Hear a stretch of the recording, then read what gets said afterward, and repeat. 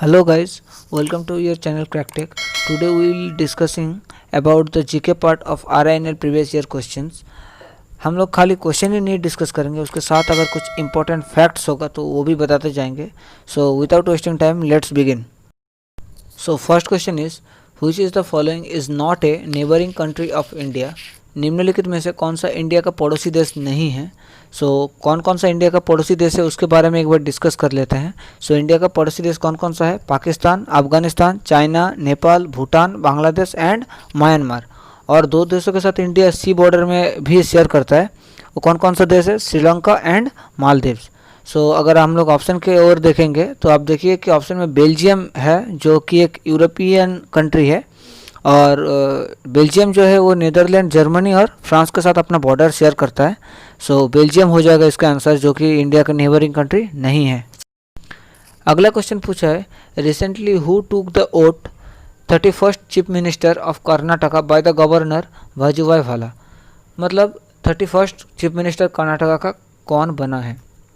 तो दोस्तों इसका सही आंसर हो जाएगा BS येदियुरप्पा. और ये है कर्नाटका का 31st चीफ मिनिस्टर. और एक क्वेश्चन और भी इम्पोर्टेंट है, यहाँ से आ सकता है कि इन्होंने किनका स्थान लिया, तो वो भी आपके लिए इम्पोर्टेंट होगा. तो उसका आंसर होगा आपका HD कुमारस्वामी का स्थान लिया. अब CM का बात आया है तो CM से रिलेटेड कुछ इंपॉर्टेंट क्वेश्चंस बन सकते हैं. जैसे कि हाल ही में कुछ स्टेट का CM जो है वो भी चेंज हुए हैं. वो भी एक बार देख लेते हैं. जैसे कि झारखंड का है, अभी हेमंत सोरेन बने हैं और इन्होंने किनका स्थान लिया. रघुवर दास का. मध्य प्रदेश का चेंज हुए हैं, अभी बने हैं शिवराज सिंह चौहान. किनका स्थान लिया. कमलनाथ का. महाराष्ट्र का भी चेंज हुए हैं, कौन बने हैं. उद्धव ठाकरे. और इन्होंने किनका स्थान लिया. देवेंद्र फडणवीस का. दोस्तों बढ़ते हैं अगले क्वेश्चन की ओर. नेक्स्ट क्वेश्चन आपसे ये पूछा है which of the national park located in Assam. और ऑप्शन में आपको दिया हुआ है silent valley, Jim Corbett, Namdapha और मानस. साइलेंट वैली की अगर बात करेंगे तो साइलेंट वैली नेशनल पार्क जो है वो केरल में स्थित है. जिम कॉर्बेट जो है वो उत्तराखंड में स्थित है और ये सबसे पुराना नेशनल पार्क है. नामदफा नेशनल पार्क जो है वो अरुणाचल प्रदेश में स्थित है. और मानस जो है वो आसाम में स्थित है. मानस विल बी योर आंसर. और एक बार नेशनल पार्क का बात आए तो असम के और कौन कौन सा नेशनल पार्क है वो भी एक बार देख लेते हैं. जैसे कि मानस नेशनल पार्क हो गया, Kaziranga national park, Dibru-Saikhowa national park और 2 टाइगर रिजर्व है दोस्तों जो आसाम में स्थित है, जैसे कि Nameri tiger reserve and Orang tiger reserve. बढ़ते हैं अगले क्वेश्चन की ओर. नेक्स्ट पूछा है which of the following chemical are common in green house gases. मतलब निम्नलिखित में से कौन सा केमिकल है जो ग्रीन हाउस गैस में कॉमन रहता है. ठीक है. ग्रीन हाउस गैस हम लोग किसको बोलेंगे. The property of absorbing infrared radiation emitted from the earth surface. मतलब इस केमिकल में ये प्रॉपर्टीज है, ये गुण है उसमें कि पृथ्वी की सतह पर से जो अवरक्त विकिरण निकलता है उसको सोच लेता है. इसका सही आंसर हो जाएगा कार्बन डाइऑक्साइड एंड मीथेन. बढ़ते अगले क्वेश्चन की ओर. पूछा है कि the term LBW is associated with which sport. मतलब ये LBW जो टर्म है ये कौन सा खेल के साथ जुड़ा हुआ है. तो LBW का फुल फॉर्म होता है लेग बिफोर विकेट. ठीक है. और ये जो आपका टर्म है ये क्रिकेट में यूज़ होता है. आप लोग बहुत सारा आप लोगों में है जो क्रिकेट देखते हैं तो उन लोगों को ये बहुत अच्छे से मालूम होगा. और भी कुछ ऑप्शंस है जैसे कि वॉलीबॉल है, चेस है और टेनिस है. तो इनके साथ भी कुछ कुछ इम्पोर्टेंट टर्म है जो जुड़ा हुआ है, तो उसके बारे में भी एक बार डिस्कस कर लेते हैं. जैसे कि वॉलीबॉल के साथ S, antenna, block, bump, attack, ये सब जो टर्म्स है ये वॉलीबॉल के साथ जुड़ा हुआ है. एडजर्मेंट, अटैक, बैट, बिशॉप, ये सब चेस के साथ जुड़ा हुआ है.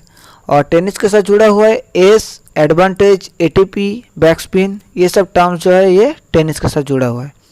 बढ़ते अगले क्वेश्चन की ओर. Where was first non aligning movement summit held. पहला बार जो नॉन अलाइंग मूवमेंट का सम्मेलन हुआ तो कहाँ पर आयोजित किया गया था. इसका सही आंसर हो जाएगा दोस्तों बेलग्रादे. और बात आई है नॉन अलाइंग मूवमेंट का तो उसके बारे में थोड़ा सा देख लेते हैं. इसका स्थापना हुआ था 1961 बेलग्रादे सर्बिया में. और इसका जो हेडक्वार्टर है वो है सेंट्रल जकार्ता इंडोनेशिया में. बढ़ते अगले क्वेश्चन की ओर. Which of the following banks launched the world first blockchain based bond called Bond I. सो ये जो क्वेश्चन है ये दोस्तों 2019 का जून जुलाई का करंट अफेयर्स का क्वेश्चन है। सो ये 2020 के लिए उतना भी इम्पोर्टेंट नहीं रहेगा, फिर भी इसका जो सही आंसर हो जाएगा वो है वर्ल्ड बैंक। और अगर बात है ये वर्ल्ड बैंक का तो उसके बारे में थोड़ा सा देख लेते हैं। जैसे कि वर्ल्ड बैंक का स्थापना हुआ था 1944 में और इसका जो हेडक्वार्टर है वाशिंगटन डीसी में है। इसका टोटल 189 मेंबर कंट्रीज़ है और इसका जो मोटो है working for a world free of poverty और इसका प्रेसिडेंट का नाम है डेविड मालपास। सो बढ़ते अगले क्वेश्चन की ओर। नेक्स्ट पूछा है दोस्तों, who is the chairman of NITI Aayog. तो नीति आयोग का अध्यक्ष वही होता है जो देश का प्रधानमंत्री होता है और वर्तमान में नीति आयोग का अध्यक्ष है श्री नरेंद्र दामोदर दास मोदी जी। नीति आयोग के बारे में एक बार देख लेते हैं। नीति का फुल फॉर्म होता है national institution for transforming India. इसका जो वाइस चेयरपर्सन है राजीव कुमार और इसका जो चीफ एग्जीक्यूटिव ऑफिसर है वो है श्री अमिताभ कांत। सो बढ़ते अगले क्वेश्चन की ओर। Which one of the following city was known as the cottonopolis of India. India में कौन सा ऐसा शहर है जो कॉटन पॉलिस ऑफ इंडिया के नाम से जाना जाता है। सो यहाँ पर जितना भी ऑप्शन दिया हुआ है उसका सबका कुछ ना कुछ निक नेम है। सो उसके बारे में एक बार डिस्कस कर लेते हैं। जैसे कि नागपुर है तो नागपुर ऑरेंज सिटी के नाम से फेमस है। नासिक है, नासिक को कैलिफोर्निया ऑफ इंडिया बोला जाता है। पुणे है, पुणे को क्वीन ऑफ डेक्कन बोला जाता है। ग्रेप सिटी ऑफ इंडिया बोला जाता है और वाइन कैपिटल ऑफ इंडिया बोला जाता है। बाकी रह गया मुंबई। तो मुंबई का काफ़ी सारा निकनेम है जैसे कि city of dreams, city of seven island, financial capital of India, gateway of India, Hollywood of India, Maya Nagari, cottonopolis of India. और दोस्तों कॉटन पॉलिस ऑफ इंडिया इसीलिए मुंबई को बोला जाता है क्योंकि मुंबई का जो क्लाइमेट है वो टेक्सटाइल मिल्स के लिए आइडियल क्लाइमेट है। सो इसका सही आंसर हो जाएगा मुंबई। तो बढ़ते अगले क्वेश्चन की ओर। Which one is the example of exogenic forces? So what is exogenic force? Which derive their strength from the earth exterior or originate within the earth atmosphere। मतलब जो बाहरी हिस्से से अपनी ताकत को प्राप्त कर सकते हैं या फिर पृथ्वी के वायुमंडल के भीतर उत्पन्न होते हैं। अगर आप ऑप्शन के ऊपर ध्यान देंगे तो अर्थक्वेक, लैंडस्लाइड, वॉल्केनो ये सब क्या है, इसका जो स्ट्रेंथ है ये सब पृथ्वी के अंदर से ही इसको प्राप्त करते हैं। ठीक है, अकेला सी वेव्स है जो वायुमंडल के में उत्पन्न होते हैं और ये वायुमंडल से अपना स्ट्रेंथ को प्राप्त करते हैं। सो सी वेव हो जाएगा इसका आंसर। सो बढ़ते अगले क्वेश्चन की ओर। In financial terms what is the expansion of GST.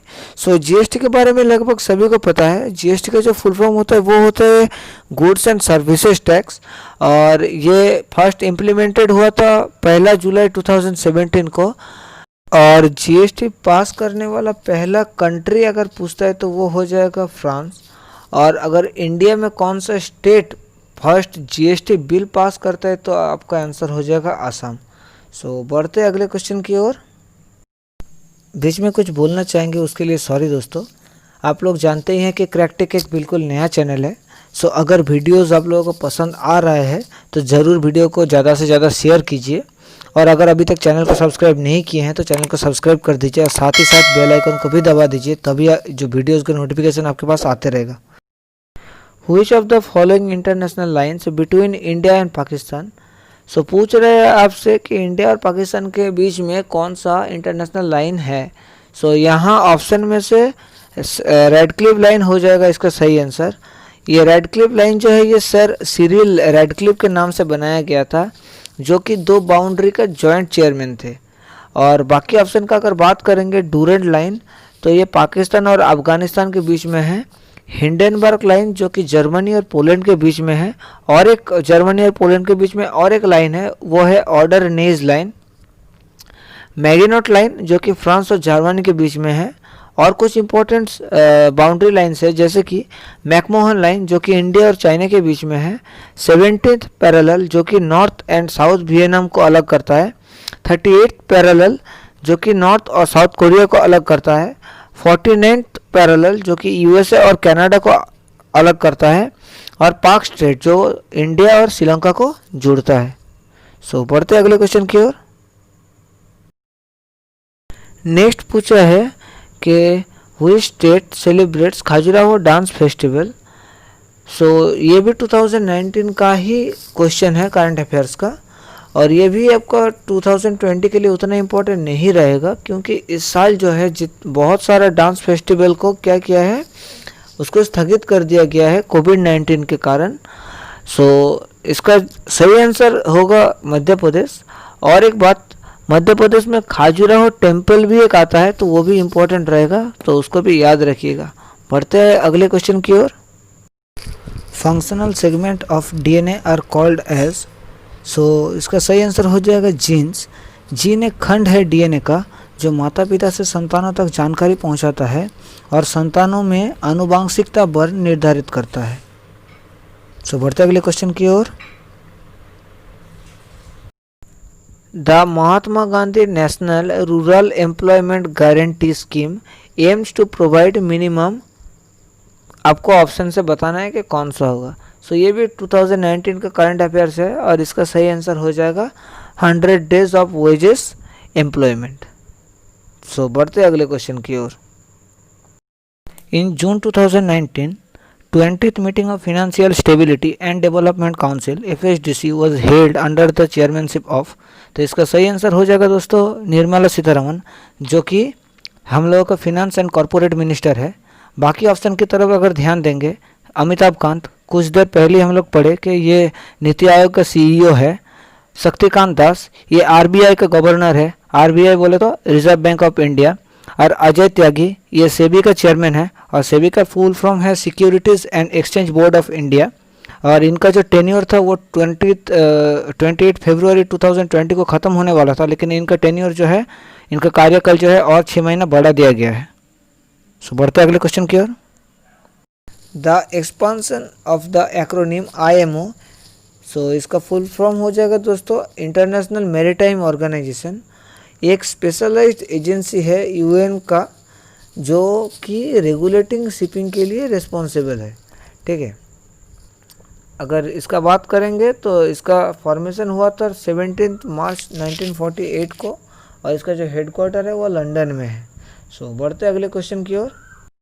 Next पूछा दोस्तों, who is the new controller general of accounts in the department of expenditure.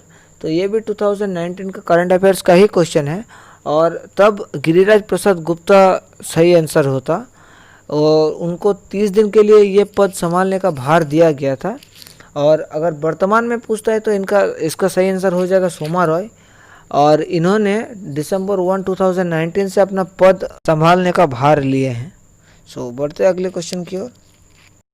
Next पूछा है, which is the wettest place in the world. So इसका सही answer हो जाएगा मौसिनराम, जो मेघालय में है। ये दुनिया का सबसे ज़्यादा वेटेस्ट प्लेस है, और इसका जो एवरेज रेनफॉल है वो 11,872 मिलीमीटर्स है। सो बढ़ते अगले क्वेश्चन की ओर। नेक्स्ट पूछा है, what was the name of the women's regiment of Indian national army. So इसका जो सही आंसर हो जाएगा वो हो जाएगा रानी ऑफ झांसी रेजिमेंट। अब बात आया है INA का, इंडियन नेशनल आर्मी का। सो इसका स्थापना हुआ था अगस्त 1942 में कैप्टन मोहन सिंह के द्वारा, लेकिन रास बिहारी बोस जो है उनको फाउंडिंग फादर ऑफ INA बोला जाता है, और INA का जो कमांडर था वो सुभाष चंद्र बोस थे।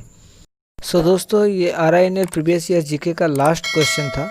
इसके बाद नेक्स्ट वीडियो में RINL इंग्लिश क्वेश्चन को डिस्कस करेंगे। अगर ये वीडियो आप लोगों को पसंद आया तो इसको ज़रूर लाइक कीजिए और ज़्यादा से ज़्यादा शेयर कीजिए, और अगर अभी तक चैनल को सब्सक्राइब नहीं किए हैं तो प्लीज़ सब्सक्राइब कर दीजिए, और बेल आइकन को दबाना बिल्कुल मत भूलिएगा।